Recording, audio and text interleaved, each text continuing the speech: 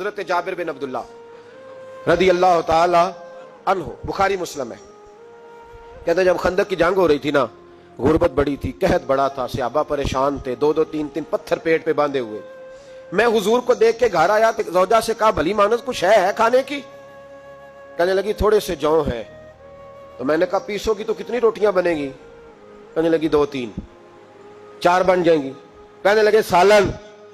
تو زوجہ کہنے لگی اگر وہ بکری کا بچہ ذبح کرو تو تین چار بندوں کا سالن بھی بن جائے گا۔ کہتے میں نے اسے ذبح کیا، بیوی سے کہا تو جاؤ پیس۔ کہتے میں نبی کریم کی بارگاہ میں حاضر ہوا صلی اللہ علیہ وسلم، حضور کی خدمت میں۔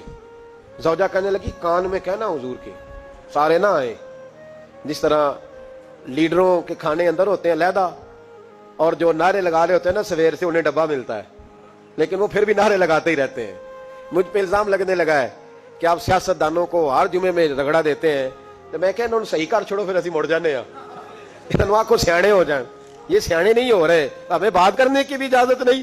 شعر کہہ دیتا ہوں کہ ہم آہ بھی کرتے ہیں تو ہو جاتے ہیں بدنام، وہ قتل بھی کر دے تو چرچا نہیں ہوتا۔ انہوں نے نہ کدے پوچھا جے، سانو آخیا جے چپ رہو۔ لیکن بھائی یہ اس ممبر کا تقاضا ہے، میرے امام اعظم کا فتویٰ ہے، جو عالمی حالات سے باخبر نہ ہو وہ جمعے کا خطبہ نہ دے۔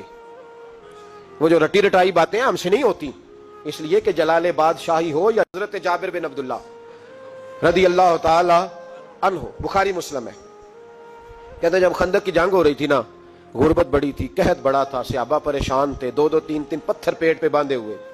میں حضور کو دیکھ کے گھر آیا تو زوجہ سے کہا بھلی مانس کچھ ہے کھانے کی؟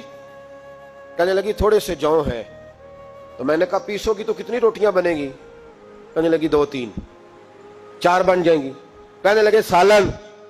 تو زوجہ کہنے لگی اگر وہ بکری کا بچہ ذبح کرو تو تین چار بندوں کا سالن بھی بن جائے گا۔ کہتے میں نے اسے ذبح کیا، بیوی سے کہا تو جاؤ پیس۔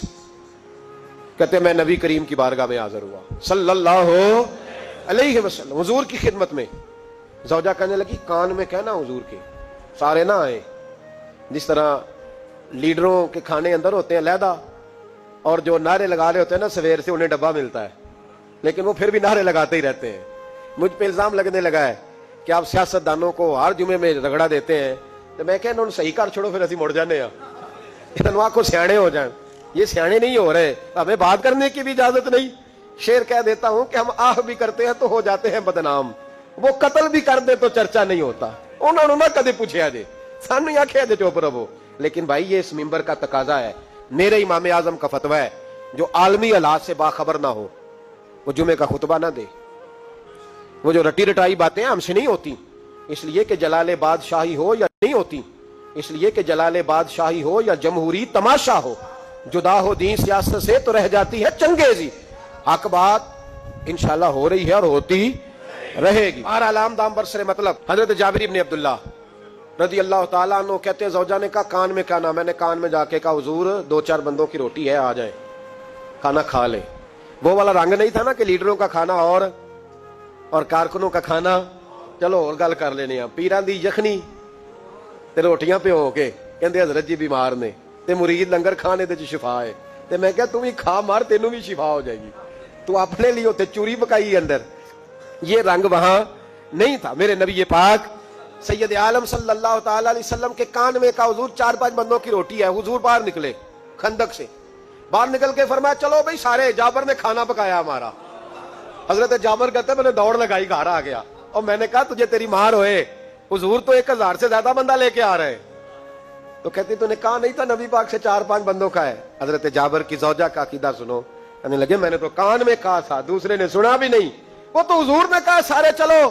تو کہتے زوجہ مجھے تسلی دینے لگی، کہنے لگی بس پھر جو نبی آ رہے ہیں وہ انتظام بھی کرائیں گے، جو آ رہے ہیں وہ انتظام بھی کرائیں گے۔